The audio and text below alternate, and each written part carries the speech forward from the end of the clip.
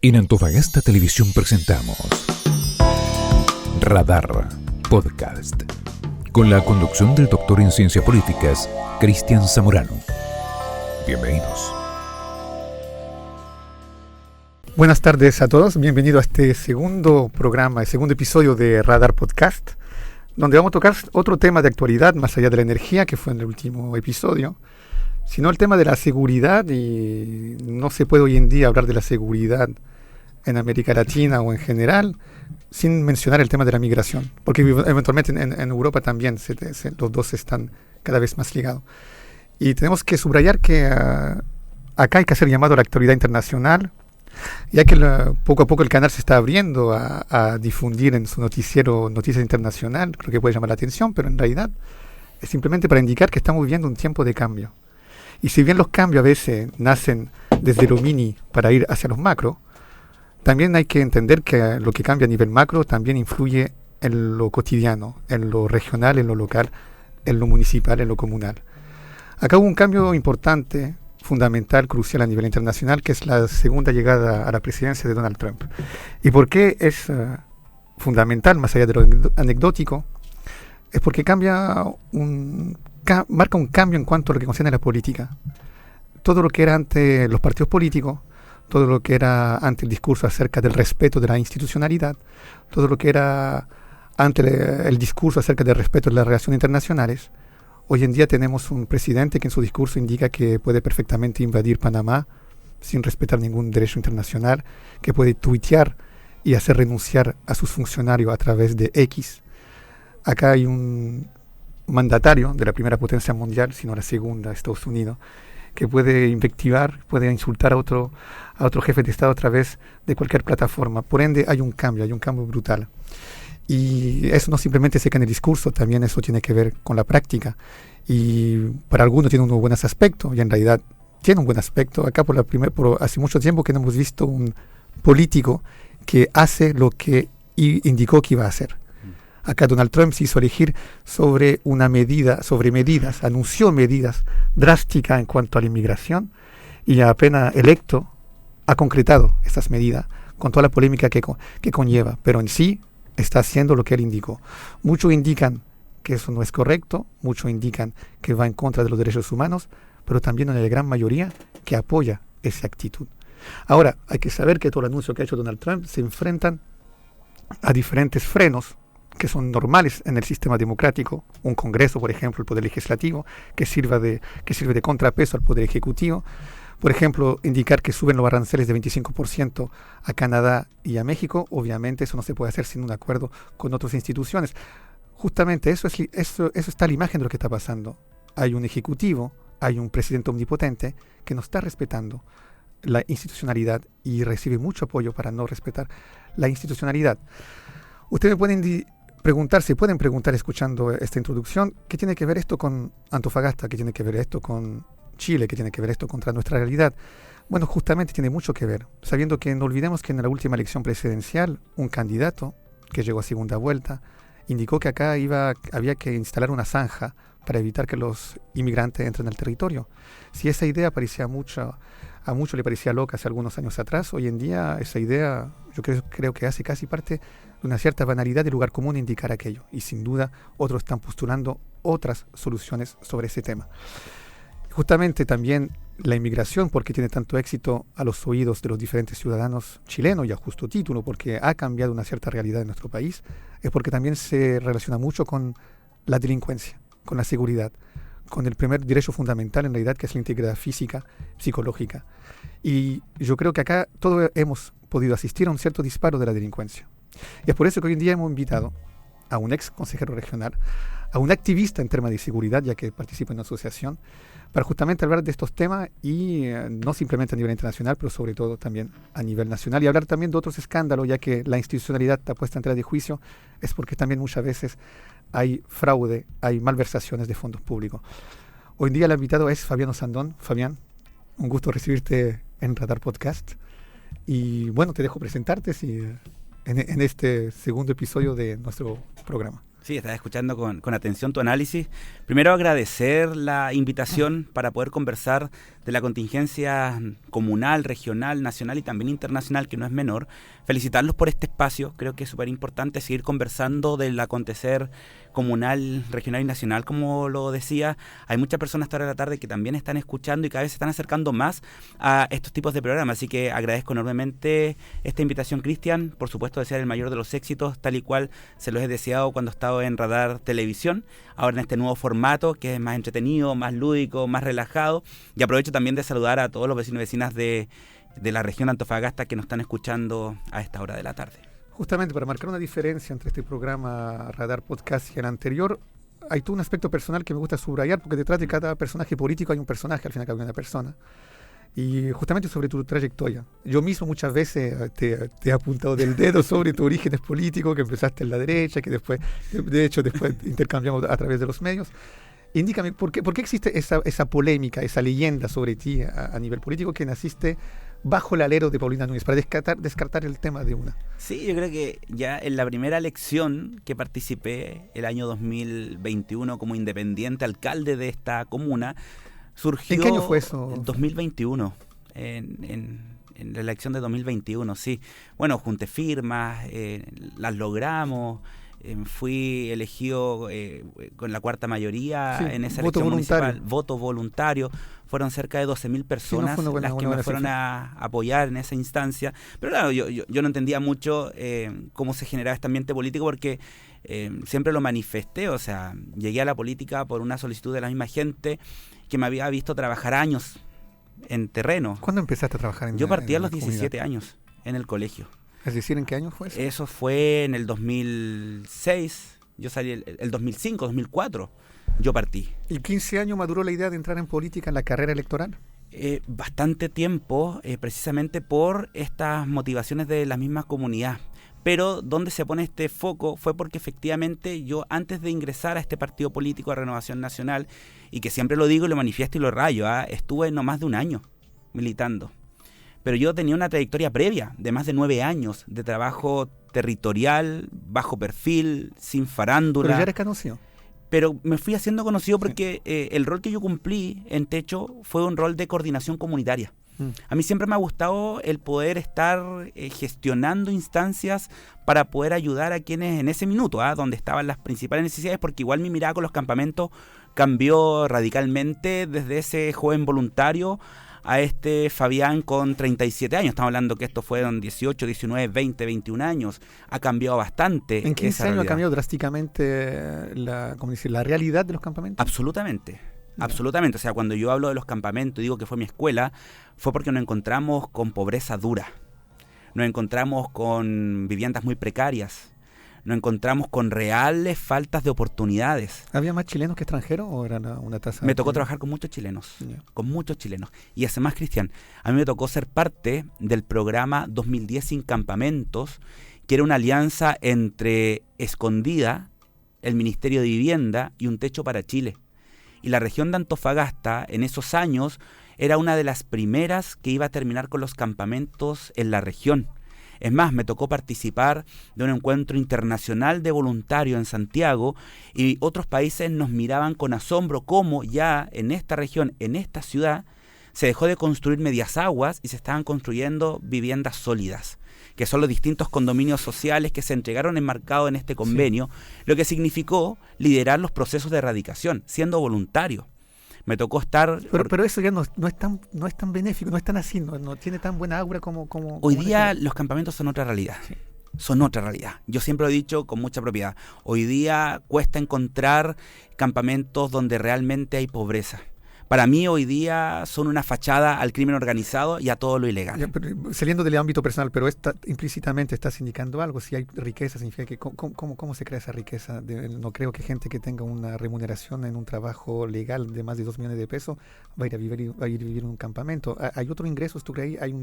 ¿Se sospecha que el narcotráfico o la economía informal está muy presente en los campamentos? Es lo que te he manifestado. O sea, desde un tiempo a esta parte, cuando uno estuvo en terreno, estuvo en campamentos, cuando tú podías ingresar sin ningún problema.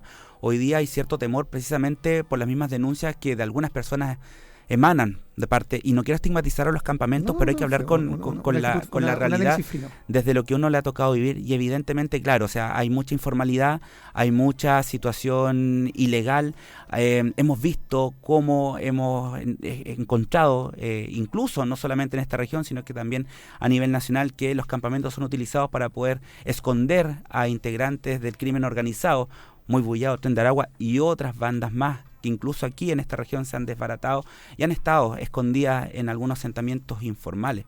Por lo mismo, y retomando el punto anterior, para cerrar ese capítulo, yo después de Techo ingreso a este partido político con la intención de seguir haciendo cosas, entendiendo que si uno está cerca de las autoridades, viendo buenas autoridades a disposición de la comunidad como debería ser, podemos lograr muchas más cosas para ayudar a la gente. O sea, para mí el bien común desde mis inicios siempre ha sido presente, ha sido rector en mi acción social, política y profesional. Entonces, Fabián, y ahí... el municipio es lo más cercano justamente a lo que tú estás indicando. Yo creo que es más etéreo, es más abstracto la función legislativa, por ejemplo. Core igual que hay como un filtro, porque no es directamente la comunidad, tú no intervienes directamente, no tanto como el alcalde. Ya, entonces tú estás estas experiencias, tu vocación social está, sin lugar a duda, tú no te quedas 15 años ayudando gente si no tienes una vocación social, o si no hubieses entrado en política antes. Eres candidato. ¿Qué aprendes ahí? A ver, siempre lo he manifestado desde el punto de vista de que esto tiene que ser un complemento. Siendo además independiente. Vaya que es difícil. Sí, mucho más. Y complejo. Pero hay un aprendizaje, o sea, parte también de la madurez. O sea, uno era joven voluntario, con ganas de cambiarlo todo, emplazando a las autoridades para dar respuesta, denunciando permanentemente las problemáticas que muchas veces se siguen replicando y no se han solucionado. No, anunciaste lo que venía. Entonces, nosotros, la motivación de entrar a la política era porque se cerraron muchas puertas. Yo siempre lo he manifestado con total honestidad. Si, por ejemplo, cuando creamos Antofa Segura, el año 2015, que partió como movimiento social, después el 2016 fue constituida legalmente como organización sin fines de lucro, que ahora el 21 de marzo cumple además 9 años de trabajo permanente en terreno. Yo siempre digo, si en esa oportunidad cuando nos creamos, por ejemplo, el municipio de la ex alcaldesa Karen Rojo, el gobierno nacional de turno, el intendente de turno, hubiesen tenido un acercamiento más permanente con el rol que cumplía la sociedad civil en ese minuto, con nombre y apellido, que es Antofa Segura, yo quizás no estaría ni hubiese disputado un cargo político, porque nunca fue mi motivación, nunca fue mi propósito. Yo creo que fue una consecuencia a la falta de espacio, a la falta de diálogo, a la mala política que me tocó vivir en esos tiempos, cuando más que acercarte a conversar de cómo trabajamos en conjunto, eran bloqueos. Bloqueo tras bloqueo. Fabián, pero avancemos en el tiempo. Entras a la política, te haces elegir Core. Exacto. Justamente vamos a regresar más adelante, vamos a hablar de ese periodo, sobre todo con un tema ahora, hoy que salió a la luz, que es el caso Sisitán, a la palestra. Harto que decir ahí también. Sí. Cuéntame, ¿qué aprendiste en esos 4 años, brevemente? Ya que estabas de un lado de la barrera y pasaste del otro lado de la barrera, ¿cuál fue el cambio principal? Que más allá del cargo, lo que hoy día yo noté, que todavía no lo logro ver en la política regional, es la capacidad de realizar una buena gestión pública. Porque por mucho tiempo se busca que el alcalde esto, los cores esto, los exintendentes esto, sí, el gobernador regional esto otro, la delegada presidencial por otro lado. No se entiende que hay un principio mínimo que es la coordinación entre instituciones. Y algo que yo aprendí siendo consejero regional, y que agradezco la oportunidad de haber estado en ese cargo, que me permitió mirar en una perspectiva mucho más amplia el trabajo que se puede realizar con el mundo privado, que es tremendamente importante, sí, pero absolutamente más fundamental, porque al final de cuentas toma sentido porque uno quiere estar dentro, no por un gusto personal, es porque vas a buscar la forma en poder lograr todo lo que en algún momento también criticaste. Sí, cambiar lo real. Y desde ahí, ¿qué logramos aprender? Que cuando uno ejerce una función pública no tiene techo, que cuando uno ejerce una función pública está obligado a juntarse y a dialogar con otros para poner los puntos sobre la mesa, cosa que como Core no vi, faltó en un montón de oportunidades, y esto lo voy a enlazar con lo que estábamos conversando recién respecto al CICITEN y a la fiscalización. Se propuso muchas veces un trabajo mucho más estrecho, entre el Consejo Regional anterior, donde yo fui Core, y el gobernador que se reelige. Y eso en reiteradas oportunidades los manifestamos pensando en que un trabajo más estrecho podría evitar muchos de los escándalos que hoy día están saliendo a la luz pública. Mira, Fabián, déjame preguntarte, ¿has visto excelencia en la praxis profesional en el mundo público? Como core fue una de las cosas que más me frustró, el nivel de las conversaciones, el nivel del análisis, el entender por qué estábamos sentados ahí, más allá de un color político, más allá de un partido político, más allá de si soy amigo o no soy amigo de cuál autoridad estoy hoy día gobernando. Nosotros cumplíamos un rol para fiscalizar, para preguntar, para pedir antecedentes, para empujar esos cambios que se requerían, y no lo encontré. Por sobre bloqueo, malas caras, blindar muchas veces, tratar como de no nos metamos ahí, ¿para qué? O algo que me marcó mucho y que nunca lo he compartido y nunca lo voy a compartir: en el camino arreglamos la carga, porque las cosas se tienen que hacer bien desde el principio. Y esa es una de las cosas que me frustró bastante como consejero regional. Fue una también de las motivaciones por las cuales no quise seguir en el consejo, ir a la reelección. Quise apuntar un poco más alto. Y yo soy bien arriesgado para mis cosas, porque lo mío no es mantener el espacio, la tranquilidad económica, la zona de confort, sino más bien ir a generar impacto en lo que uno quiere. ¿Qué me gustó del core? Que muchas veces me dijeron: no vas a poder hacer absolutamente nada en seguridad. ¿Qué fue lo que hicimos? Con diálogos, acuerdos, trabajo transversal, creamos la Comisión de Seguridad, uno de los pocos gobiernos regionales del país que en plenas crisis de seguridad creó un espacio para que los consejeros pudiesen incidir en una problemática tan urgente, tan necesaria, tan prioritaria para la comunidad regional. Y esa comisión hoy día elige a su segundo presidente, que es parte de lo que nosotros iniciamos el periodo anterior, que de repente uno dice, uno no pasa por las instituciones porque sí, uno trata de dejar algo, trata de dejar una huella, trata de dejar un legado. Y el mío para la región de Antofagasta y para este gobierno regional fue esta comisión de seguridad, que yo espero que en estos próximos 4 años continúen lo que iniciamos y por supuesto se genere prioridad a través del gobierno regional en acciones concretas para en prevención del delito. Para terminar con este relato, y justamente me dejas exactamente donde yo quisiera que me dejes, hoy en día, Fabián Osandón, ¿cuál es su postura? ¿Cuál es su presente? ¿Cuál es justamente su ánimo? Hoy día estamos en lo que siempre hemos estado, Cristian, más allá de lo político que yo siempre lo separo. Hay un compromiso social que partió cuando tenía 17 años, lo que te comentaba al inicio de esta conversación. Nosotros seguimos en terreno, estamos permanentemente con una agenda súper apretada, súper intensa y súper compleja en temas de seguridad. Día a día nos siguen llamando los vecinos y vecinas, sin ir más lejos. Hoy día a las 7 de la tarde vamos a visitar un nuevo barrio de nuestra comuna porque nos están pidiendo que podamos apoyarnos con nuestro programa Yo Cuido la Casa de mi Vecino.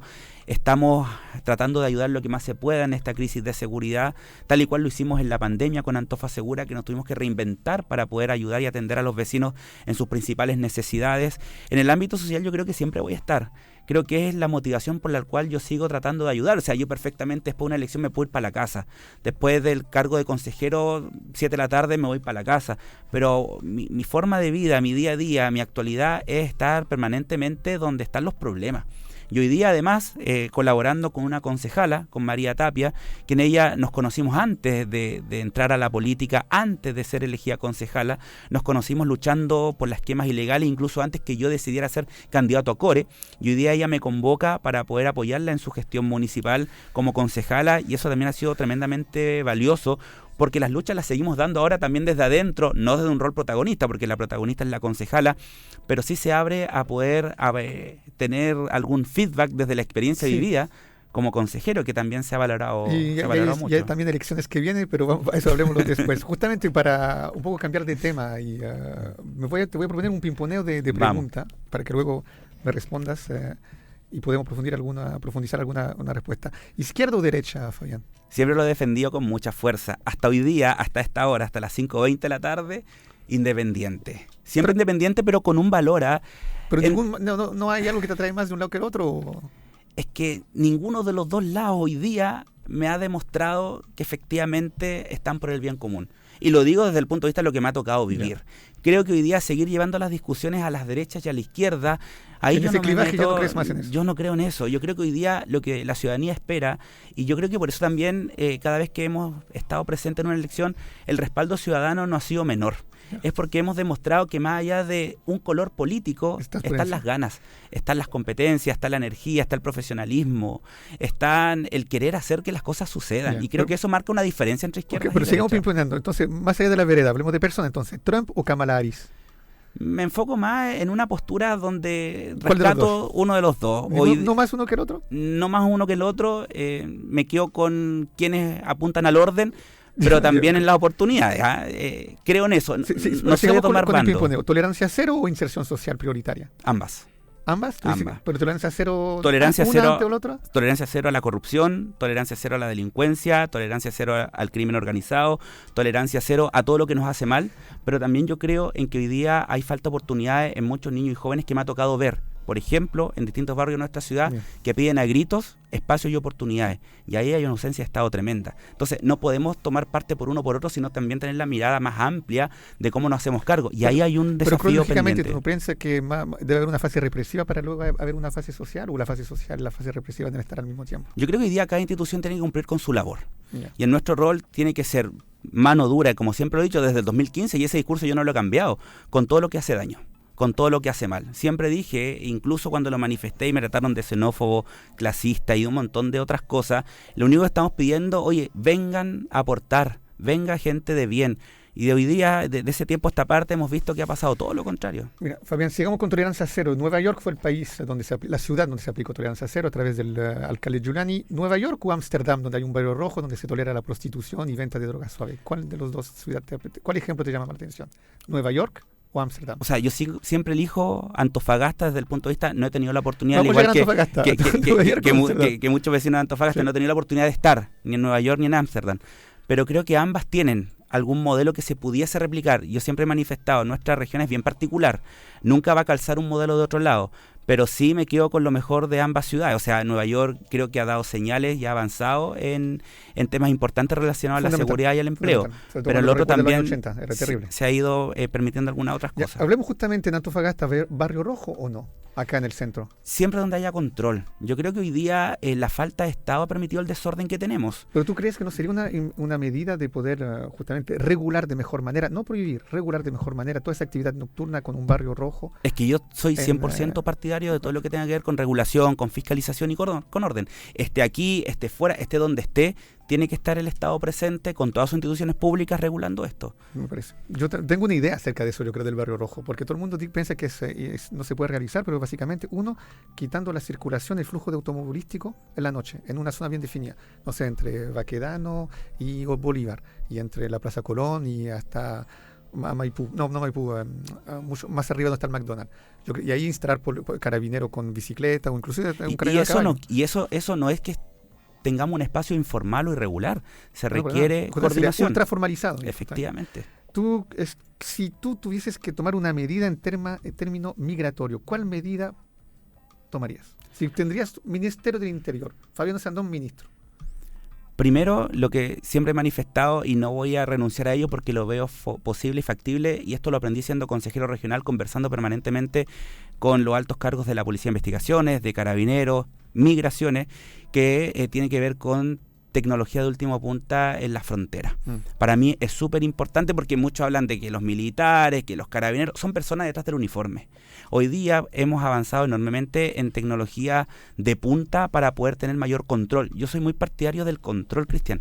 Lo venimos diciendo del 2015, más control, más orden, más seguridad, Más libertad. y eso va en línea también cómo avanza la tecnología. En el Consejo Regional muchas veces pedimos hablar de estos temas, financiar grandes proyectos tecnológicos, nos dimos una vuelta por Calama varias veces para poder hablar con las autoridades competentes en este tema, porque al final del día siempre hago la diferencia.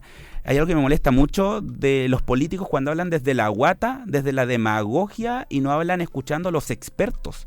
Y cada una de nuestras propuestas fue realizada porque escuchamos a Carabineros, escuchamos a la PDI, escuchamos también muchas veces a militares respecto al tema y a la Armada. También habría que escuchar trabajadores sociales, yo creo, en el ámbito de la seguridad. O sea, si tú me preguntas a mí, Cristian, para mí la seguridad no solo es más automóviles para Carabineros. La seguridad tiene un componente social tremendamente importante, y sobre todo desde la prevención comunitaria que se puede realizar, que aquí de esa no hemos tenido mucho. Mira, Fabián, justamente, ya que me hablaste de especialista, no sé si te puedo dar ese calificativo, pero por lo menos una persona con experiencia en este ámbito, y para no caer en el lugar común. ¿Deberían los gobiernos contratar servicios de seguridad privada? Yo soy partidario de que siempre tiene que haber una alianza público-privada, pero el Estado no se puede desentender de sus principales obligaciones. El Estado es el que tiene que garantizar que todos los vecinos y vecinas del territorio regional y nacional vivan con tranquilidad. Si a eso se le puede complementar en un trabajo articulado, por ejemplo, con los municipios, donde se pueda crear una corporación, donde se permita con código del trabajo tener a exfuncionarios para que hagan una labor privada, totalmente disponible. Todo suma cuando hay buena coordinación, y eso en esta región, lamentablemente, yo no lo he visto. En una frase, Fabián, y para concluir este tema, ¿cuál es el mayor mito sobre el tema de la seguridad? El mito. Que solamente se combate con más carabineros. Es un mito que lamentablemente no ha sido positivo. Acá la seguridad se requiere tener un apoyo fuerte a la institución del Estado que son competentes en esta temática, pero por el otro lado se requiere un trabajo permanente en terreno. Nosotros hemos tenido casos de éxito cuando hemos logrado unir, organizar y comprometer a los vecinos para resguardarse, para ayudarse, para sentirse más seguros, y le complementamos con alguna tecnología, hemos logrado que la delincuencia en esos barrios no ingrese. Y además, ¿qué hemos ganado con ello? Vecinos que, por ejemplo, se conocen, vecinos que se saludan, vecinos que se cuidan la casa, vecinos que comparten distintas ocasiones, y eso ha sido significado de un trabajo permanente con una mirada mucho más amplia, porque perfectamente pudiésemos decir, ya vamos a estar con carabineros todos los días acá, y eso va a ser imposible siempre. Ya que hablamos de Carabinero, hay otro, no sé si Carabinero va a llegar hasta a involucrarse en este tema. En tu caso, la Fiscalía ya está en este tema. Quisiera hablarte del tema de la semana, Sisitem. Sisitem ha visto, de algún modo, hemos visto involucrado el director de ese centro de estudio, que tú tuviste que verlo, cruzarlo muchas veces como ex consejero regional, porque vino a exponer dentro del pleno, me parece, en varias oportunidades. Acá el actual gobernador, Ricardo Díaz, que también ya era gobernador en el mandato anterior, fue a hacer una denuncia a Fiscalía justamente por la desaparición de unos fondos, 135 millones de pesos que pertenecían a un proyecto de la Asociación Nacional, eran unos fondos que provenían de la Asociación Nacional de Investigación y Desarrollo, que pertenecían a un proyecto liderado por un investigador con un postdoctorado en Harvard. Yo sé que insisto con aquello, pero yo creo que son muy escaso la gente con postdoctorado en Harvard en la región, y subrayo que es de Harvard porque no es cualquier universidad, y los títulos tienen un sentido en un sistema que se respeta. A esa persona vio su proyecto de algún modo puesta en tela de juicio por la desaparición de fondos, y justo el día posteriormente a la denuncia del gobernador, el mismo director tuvo un accidente de auto y se encontró en el hospital. Hoy en día todo bien, no hay riesgo vital, recuperó sin un hueso quebrado, está todo bien, pero el asunto llegó a Fiscalía y ya empezaron las discusiones, y hubo un pleno, una reunión en el Consejo Regional, y ahí nosotros en el programa, junto con toda prensa, indicamos que era algo difícilmente tolerable que se haga una reunión sobre ese tema, en ese contexto, con tanta polémica y tanto escándalo, a puertas cerradas. Por ende, simplemente tuvimos lo eco de lo que sucedió ahí, no pudimos ver directamente lo que sucedió. Y desde ahí empezaron pequeñas declaraciones donde básicamente vemos dibujar poca cosa. Ahora llega mi planteamiento, y voy a reivindicar algo porque yo este tema lo levanté, tú eres testigo de aquello, yo lo levanté hace más de 3-4 años, el tema Sisitem, y no simplemente por fondo. ¿Cuál es tu opinión? No simplemente por estos fondos, pero ¿cuál es tu opinión acerca de la relación que existe hoy en día entre el gobierno regional, el gobernador, el CORE y Sisitem? ¿Hay algo que olía mal hace rato? ¿Había algo de podrido en el reinato del Sisitem mucho más anteriormente al accidente de Rubén Rojo? O sea, yo creo que, vamos a partir recordando julio de 2023, cuando con otros 2 consejeros regionales, a raíz del caso de Procultura, le solicitamos al gobernador regional que congelara el convenio en julio de ese año. Esto entendiendo también cuál era nuestro rol. Acto seguido a ello, nosotros siempre hemos empujado que todas estas situaciones se tienen que prevenir, y entendemos que para prevenirlas necesitamos una unidad de control fortalecida y que atienda los requerimientos del Consejo Regional, si no, esta cuestión no funciona. Primera acción, no se cumplió, terminó ese convenio congelándose en el mes de noviembre, pasaron muchos meses después, y esto también lo enlazo con el último informe de la Contraloría. de recursos pagados que no se habían rendido. Hoy día me parece, ¿no? Efectivamente. Poco, sí. O sea, el caso de Procultura va a seguir dando que hablar porque se siguen dando a conocer situaciones. Y el fiscal lo anunció. Que en su minuto nosotros pusimos en el pleno del Consejo, utilizando todas las instancias institucionales que teníamos los consejeros regionales para poder avanzar en mayor probidad, transparencia y el buen uso de los recursos públicos, que es lo que nos demanda la ciudadanía desde siempre. Esta cuestión no es nueva. ¿Cuáles fueron las respuestas?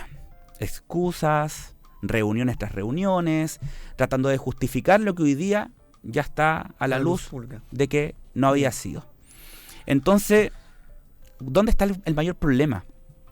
En que por un lado, ¿cuál es tu teoría del caso? Eso que me interesa. En que efectivamente aquí, con todo lo que ocurrió, y hoy día le sumamos CICITEM, en que tenemos personas que quizás tienen algún tipo de afinidad política, personas que a lo mejor son amigas, que en todos nuestros requerimientos, porque todo esto iban directamente a la unidad de control. La unidad de control, para que las personas que nos están escuchando, es prácticamente el aliado estratégico del Consejo Regional para fiscalizar. Y en base a eso, ninguna de nuestras solicitudes hasta el día de hoy ha tenido respuesta, ha hecho eco para poder prevenir y evitar estos delitos que hoy día se están investigando por parte de la Fiscalía en el CICITEM y ya se comenzaron a fiscalizar a través del Ministerio Público. Pero en idioma llano, Fabián, ¿qué significa eso? Que el director del Centro de Investigación para la Minería de la región, que es psicólogo, no me caso de repetirlo, un psicólogo a cargo de un centro de investigación para la minería, yo diría más bien ahí un científico, a lo menos un ingeniero, o no sé, pero alguien que sepa manejar las cifras, no un psicólogo, porque no sé si tanto la mente de la gente que quiere acá trabajar. Ese director que tenía padrino al interior del Consejo Regional, tenía alguien que lo apoyaba siempre, el gobernador regional. ¿Por qué sucedió lo que sucedió? ¿Por qué llegamos a la cúspide de algo que era absolutamente insostenible? Porque acá era la crónica de un escándalo anunciado al fin y al cabo. O sea, hoy día, por ejemplo, cuando se destapan todos estos escándalos y uno comienza a juntar situaciones, evidentemente yo no soy de andar preguntando colores ni partidos políticos porque estoy muy fuera de ellos. Pero hoy día, por ejemplo... Bueno, él es militante socialista. Efectivamente, después de saberlo, vemos que también el jefe de la unidad de control tiene la misma militancia. Y consejera regional, por ejemplo, la colega Andrea Merino, que también es socialista. Y muy amiga del y además el Partido Socialista apoyó con mucha fuerza a Ricardo Díaz. Sí. No estoy aseverando absolutamente nada, pero uno también le da varias vueltas si efectivamente ahí hay algo no irregular. Y creo que por lo mismo, para no estar especulando, para no estar apuntando con el dedo a personas, es el Ministerio Público el que tiene que indagar y hasta las últimas consecuencias, y acá me tomo de las palabras del gobernador, caiga quien caiga, respecto de lo que ocurrió en el CICITEM, si es solamente eso o si hay otras irregularidades que tienen que salir a la luz pública, y junto con ello que se entienda que el rol de los consejeros y del Consejo Regional es precisamente prevenir y evitar que estas situaciones ocurran. Justamente. Y por lo mismo hoy día yo hago una publicación donde hago un recuento de cada uno de nuestros acuerdos que hasta la fecha no han tenido respuesta, y yo espero que Ricardo, que el actual gobernador regional, haga eco de lo que en alguna oportunidad le manifestamos reiteradamente, de que esa unidad de control tiene que ser fortalecida, ojalá sea una unidad de control autónoma y que no responda a ningún interés de nada ni de nadie, porque estamos hablando que es la unidad de control la que debe cuidar los recursos del gobierno regional y alertar previamente a que esto ocurra. Acá no se trata de ser odioso, no se trata de estar buscando delincuentes por todas partes, pero sí es necesario que el Consejo Regional confíe en su unidad de control, porque de lo contrario no se puede ejercer la labor de fiscalización como nosotros la quisimos hacer. Y hoy día vemos cuáles son las consecuencias de ello. Sí, pero justamente lo que yo quisiera indicar, y eso también pasó en Procultura, el rol de los core, me da la impresión, no quiero ser desagradable, bueno, y si lo soy, mala suerte. Es parte de, así que está bien. Ricardo Díaz siempre tomó la postura de profesor. Y la experiencia es la madre de toda la ciencia, que lo queramos o no. Si tú puedes tener mucha teoría, pero la praxis igual es fundamental. Por ejemplo, yo debuto en la radio, sin Eduardo Guyana estaría un poco mal. Ahí él el padre de la ciencia. Lo que yo te quiero indicar acá es que cuando tú llegaste al CORE, Ricardo Díaz ya tenía experiencia al interior del Consejo Regional. Y pasa a ser gobernador a un momento dado, ¿ya? Por ende, ya sabe cómo funcionan los mecanismos internos y las leyes, los reglamentos, todo, ya sabe. Me da la impresión que a un momento dado, durante un buen periodo, 1 año o 2, él tomó esa postura de profesor con los otros cores. Y yo creo que eso le permitió jugar un poco con ustedes. Dime si me equivoco. Entonces, yo creo que se despertaron un poco a partir de la mitad. Asistimos a varios episodios, una relación entre los core y un grupo especial y el gobernador. Hoy en día, en base a eso, a esa teoría, ¿qué consejo tú le darías a los nuevos consejeros regionales que hoy entran? Porque están en la misma situación que ustedes cuando ustedes iniciaron su mandato, pero hoy en día los escándalos están a la luz pública, lo que no era el caso de ustedes cuando ustedes se confrontaron de algún modo con todas estas temáticas. Claro, nosotros partimos pidiendo la información porque queríamos, con datos duros, tomar acciones que no podíamos tomar si no teníamos los antecedentes. Hoy día los pone la Contraloría en su momento. Yo hubiese esperado que fuese la unidad de control la que dijera, oye, pasó esto, está pasando esto, no lo ha hecho, para tomar postura y tomar la acción. Creo que marcamos un precedente y también hay que ser justo con la historia. Este Consejo Regional en el que yo estuve duró 2 años 8 meses. Sí. No fue un consejo regional de 4 años. Sí. Y efectivamente al inicio había mucho desconocimiento del rol que se cumplía cada uno. Pero luego logramos entender y fuimos 10 consejeros, que no es menor, terminamos el periodo con 10 consejeros entendiendo que efectivamente nuestro rol no era hacerle caso al gobernador, no porque nos cayera bien o mal, sino porque cumplíamos un rol. Por lo mismo, con los 10 consejeros tuvimos que ir hasta la Fiscalía de la región de Antofagasta a colaborar con antecedentes por el caso de Procultura, por lo que un medio nacional estaba manifestando públicamente. Lo que dio lugar a una declaración inmediatamente del gobernador. Y nosotros aquí, con suerte, estábamos pidiendo información y que eso nos dijera qué pasaba. O sea, tratamos de cumplir con nuestra labor dentro de todas las dificultades que se tenía. ¿Qué consejo les puedo dar a los consejeros regionales actuales? El gobernador, independiente de quien sea, no es el jefe de los CORE. El Ejecutivo del Gobierno Regional cumple un rol y el Consejo Regional cumple otro. Y ambos son el Gobierno Regional de Antofagasta. No uno más que el otro. Uno tiene más responsabilidad, por supuesto que sí. Pero el Consejo Regional es un órgano colegiado tremendamente relevante y clave y estratégico para el desarrollo de la región. Déjame hacer una pausa, Fabián. ¿Tú crees que la ciudadanía, los auditores, los televidentes, tienen conciencia de la importancia del Consejo Regional? Absolutamente no. Creo que ha faltado también un trabajo mucho más de fondo de entender cuál es el rol de los consejeros regionales y cuál es la labor que se cumple al interior del Consejo Regional. Y por lo mismo, en cada uno de los espacios que hemos estado, tratamos de relevar la importancia del Consejo Regional en el rol que cumple. Y por eso también es fundamental que este trabajo estrecho entre el gobernador y el Consejo tenga que ser permanente para que la ciudadanía entienda que aquí hay un trabajo articulado que va en pos del desarrollo de la región.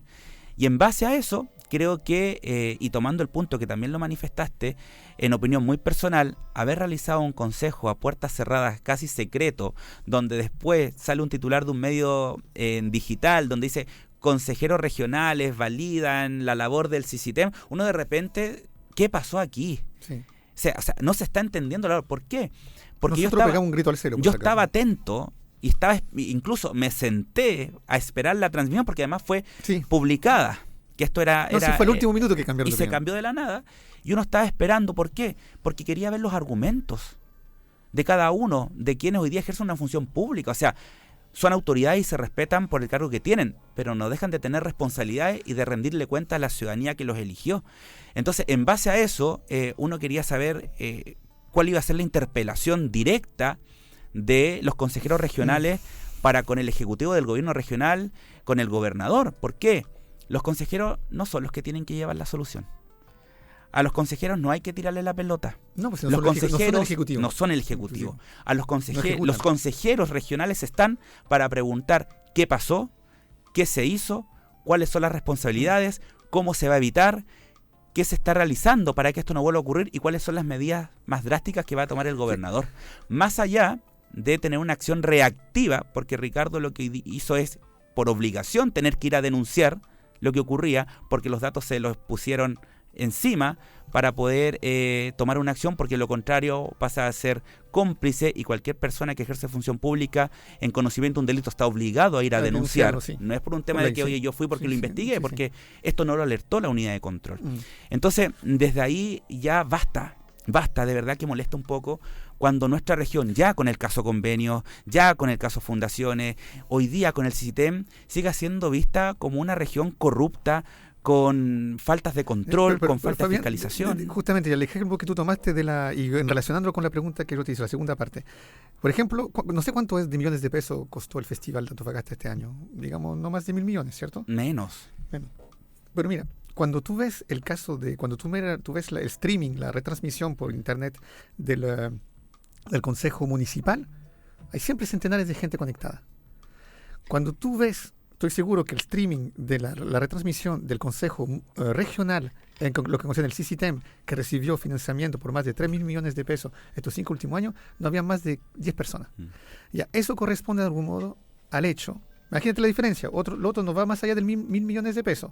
El CICITEM, estamos hablando de 3.500 simplemente por estos últimos años. La gente no se interesa a aquello y mira la diferencia de lo que está en juego, porque un desconocimiento de la institucionalidad regional, en primer lugar. Y segundo, ya que hablamos de los core, nosotros pegamos un grito al cielo acá, porque de algún modo es obstruir el acceso a la información de haber hecho esa reunión a puerta cerrada, más allá de buscar el hito comunicacional o de información, que había uno, sin duda alguna. Pero acá hay una obstrucción al acceso a la información que además concierne a la ciudadanía. Pero los cores lo dejaron jugar a los que decidieron que no se retransmita aquello. Por eso, según tú, ¿cuál es el consejo que hay que dar a los cores hoy en día en relación a todo lo que está sucediendo? Porque acá me da la impresión que es un equipo de sub-17 que está jugando con un equipo de viejo crack. Y obviamente los viejos crack corren menos rápido, pero tienen mucha más maña. Y le ganan al equipo de sub-17. ¿Cuál es el consejo que tú le darías a los actuales, los nuevos, los iniciantes, los que están iniciando su mandato de consejo regional? Hay que partir de la base en que esto no partió de cero. Habemos ex consejeros que siempre hemos estado disponibles a colaborar con nuestra experiencia, lo que nos tocó vivir. Y en base a eso, y no estoy diciendo que no lo sean, pero quizás pudiese pasar, que no falte la humildad de querer escuchar a quienes estuvimos antes sentados ahí. Porque bastante tenemos que decir, bastante aprendimos en poco tiempo, y por supuesto que también buscamos que haya continuidad de lo que ya iniciamos. Ahora, es responsabilidad de cada uno ponerse a tono con el cargo que ejerce. A mí no me pueden decir, es que soy nuevo, porque tú decidiste ser candidato a consejero regional, por ende sabes de qué se trata, y si no lo sabes, rápidamente va buscando tu espacio. En tu caso es un cargo muy técnico el de core. Yo creo que la gente lo desconoce también. El cargo de core no es un cargo simple, no es un cargo fácil de dirigir. Es un cargo que realmente te obliga, y es lo que a mí me tocó decidir. O me comprometía al 100% siendo consejero. Es que es difícil tener un trabajo al lado, porque la carga laboral es enorme para preparar las sesiones. Por ejemplo, escuchaba muchas veces, es que ¿para qué vamos a dar esta conversación acá? Y yo decía, ¿y si no la damos acá? ¿Dónde? Me tocó muchas veces, Cristian, pelear que en el pleno del Consejo Regional es la instancia solemne para que se den las discusiones de la región. Ahora, si tú estás con poco tiempo, si tienes otro compromiso, ¿para qué te postulas a un cargo de elección popular si vas a querer sacarlo todo a la rápida? Y bueno, uno mantiene conversaciones con distintos colegas y he lamentado mucho lo que me han comentado algunos, pero se está dando esta dinámica de que ¿por qué se hacen preguntas tan largas? O sea, ¿de qué estamos hablando? O sea, la pregunta tiene que darse en el contexto en que la persona que está hoy día exponiendo responda a cualquier consejero, porque no nos olvidemos que cada uno de ellos representa una parte de la sociedad. Fueron elegidos por elección popular. Entonces, desde ahí yo creo que el Consejo Regional actual tiene todas las posibilidades y además tiene 4 años que nosotros no tuvimos para poder definir rápidamente cuál va a ser su postura. Un regreso a la normalidad en este caso. Entonces, y con mayor razón, o sea, hay 4 años no menos importantes donde esta región tiene una abundancia extraordinaria que si no sabemos administrarla bien, si no la fiscalizamos bien y si no tenemos control sobre los recursos, vamos a terminar igual que siempre y con todo en ruinas. Y eso es lo que no se merece esta región, y eso también lo que invito a las personas que nos están escuchando esta tarde a incorporarse a estos espacios de discusión, porque se entrega información relevante de quienes de verdad queremos que a esta región le vaya bien, y que no es mero populismo, sino más bien porque nosotros, estando en terreno, sin ser autoridades, sin ser candidato a nada, seguimos tratando de ayudar, pero también entendemos que hay institucionalidades que administran presupuestos millonarios de una región que tiene muchos miles y miles de millones de pesos, y lamentablemente nuestros vecinos siguen viviendo como no se lo merecen. Pero, Fabián, mira, este tema como salió a la luz en pleno verano. La gente está preocupada por otras cosas en el mes de febrero. No creo que sea su prioridad escuchar o mirar el Radar Podcast, pero nosotros hemos hecho un esfuerzo para no soltar el asunto del CICITEM. Igual tú sabes que en los medios de comunicación es difícil mantener vigente un tema pasado. Hoy día la información va muy rápido. ¿Qué consejos tú darías? Porque nosotros no queremos soltar esto. Porque yo creo que, sobre todo, casi por convicción, porque yo creo que la investigación, la ciencia, es el futuro de un país. Y acá en Chile yo creo que son menos de 1% que se invierte en aquello. Y si en el 1% te robas el 0,2%, ¿cuánto te queda? Que no te va a quedar exactamente nada. El asunto es que, ¿qué consejos tú nos daría a nosotros? Mira, invertamos los roles para poder ayudar justamente a los cores en este mandato que va a durar esta vez sí 4 años. Yo creo que hoy día es importante el rol que cumplen los medios de comunicación dándolo espacio. Creo que es fundamental que los consejeros regionales también tengan el posicionamiento que se merecen. Es algo que nosotros peleamos mucho, no por un tema de ego, sino también porque había mucho que decir. Muchas veces nuestras redes sociales no tienen el alcance que tiene un medio de comunicación, siempre y cuando esté dispuesto a querer hablar de estas cosas. Porque también entendemos que quizás pueda pasar que hay medios de comunicaciones que tienen dueños, y ahí ya se pone un poco más complicado el tema. Sí. Pero desde el punto de vista de los medios de comunicación es tremendamente importante explicar en simple qué es lo que hoy día está ocurriendo. Porque la mala administración de los recursos públicos, ya sean tanto del gobierno regional como de los municipios de la región, impactan considerablemente en que si esta ciudad y esta región avanzan o no avanzan. Y es cosa de ver cómo hoy día está esta ciudad, es cosa de ver cómo está la región. Hay muchas buenas intenciones, pero no vemos ningún gran proyecto de infraestructura pública que esté atendiendo las principales necesidades que hoy día tienen los habitantes de la región. ¿Tú dices que el core ahí es fundamental? ¿El gobernador es fundamental en una eventual proyección en ese ámbito? Son fundamentales, tremendamente fundamentales, porque el gobierno regional hoy día puede formular sus propios proyectos y ejecutarlos y licitarlos. Y eso no es menos importante. No. Hoy día el gobierno regional tiene los recursos del litio, que los tiene en una cuenta del Banco Estado y que deben ser invertidos en infraestructura pública.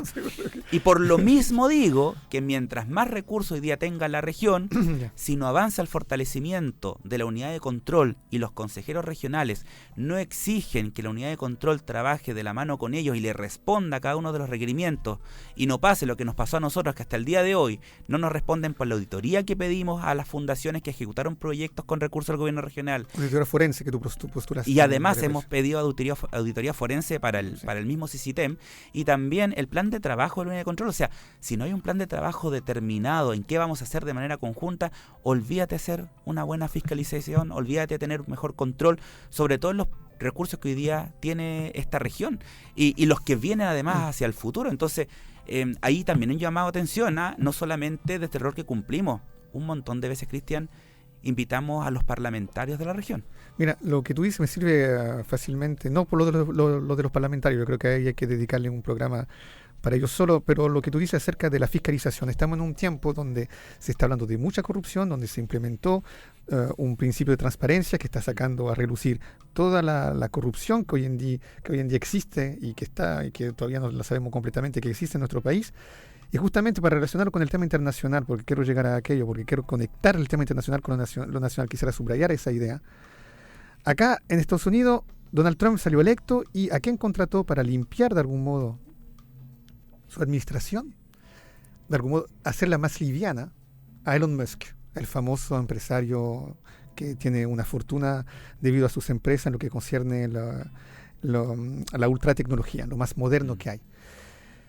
La idea acá, ¿por qué hablo de aquello? Porque básicamente no hay que creer que en Chile las cosas van mal simplemente en este país, las cosas van mal a nivel internacional. Y en Estados Unidos no es por nada que Donald Trump ganó como ganó. Y esa idea de corrupción, de los fondos públicos que no sirven estrictamente para nada, que gente se nutre de manera continua, hace toda una vida, una trayectoria, simplemente alimentándose de la corrupción y de los fondos públicos, dio que Donald Trump tomó ese discurso, y hoy en día Elon Musk, un privado reconocido, porque el tipo puede ser loco, pero exitoso en su rubro, tiene un lugar en la administración, un lugar bastante especial, donde el tipo está por encima de todo el mundo y está cortando cabeza y reduciendo los efectivos, la gente que trabaja para la administración. Y eso tiene un eco favorable en la población norteamericana, porque ve que el Estado es corrupto y que se roba mucho dinero. ¿Qué piensas tú de esta situación? ¿Tú crees que algo es comparable? ¿Algo puede hacerse acá ¿Puede realizarse eso en el país? ¿Tendría un eco favorable también eso en nuestro país a la vista de todos los escándalos de corrupción que hoy en día vemos salir a la luz día tras día? O sea, absolutamente vemos que gobierno tras gobierno tiene grandes contrataciones y los problemas del día a día de las personas siguen esperando solución. Evidentemente que la ciudadanía siempre va a adherir a un discurso que vaya como en lo contrario a lo que hoy día está viendo.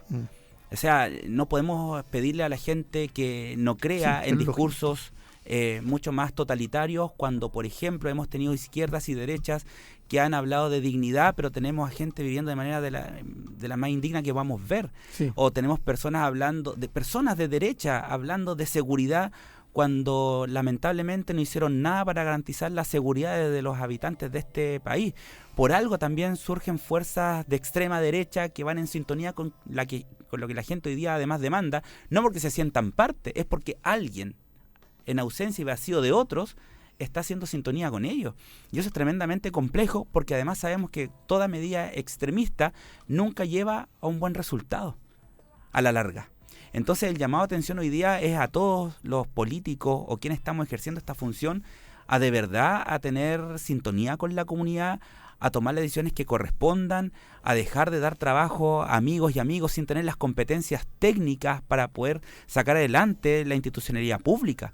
Porque al final del día eso es lo que pasa. Las personas hoy día dependen en gran medida de muchos beneficios del Estado, sobre todo en salud, en educación, en seguridad, en pensiones, y vemos que esto no ha cambiado en lo absoluto, por lo menos en el corto plazo.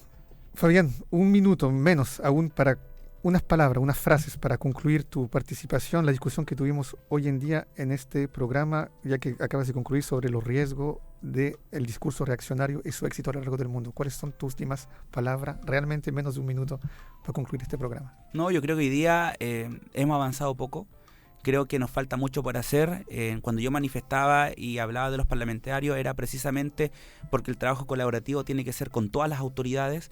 Nos cansamos de invitarlos, nunca llegaron al Consejo Regional. Entendemos que tienen herramientas de fiscalización mucho más potentes que las que teníamos los CORES. Eso no se pudo realizar. Yo creo que hoy día estamos en una crisis sin precedentes, no solamente en temas de seguridad, sino que también con corrupción. Y en eso se requiere una postura firme, se requiere una postura clara, porque los recursos del Estado, los recursos de la región, los recursos de la municipalidad, tienen que llegar a la comunidad, tienen que llegar a solucionar los problemas que hoy día tenemos. Y por supuesto que desde el rol que uno tiene, que se ha ido ganando con trabajo en terreno permanentemente, vamos a seguir haciendo nuestra parte. Así que agradezco este espacio, Cristian. Le vuelvo a desear el mayor de los éxitos, a disposición en todo lo que ustedes quieran conversar. Vamos a estar dando a conocer nuestro trabajo y por supuesto los desafíos que se vengan hacia el futuro también. Bueno, Fabián, gracias por haber aceptado la invitación. Nos vamos a volver a ver en todo caso. No, esto no es simplemente el inicio de algo, no es el final, yo creo.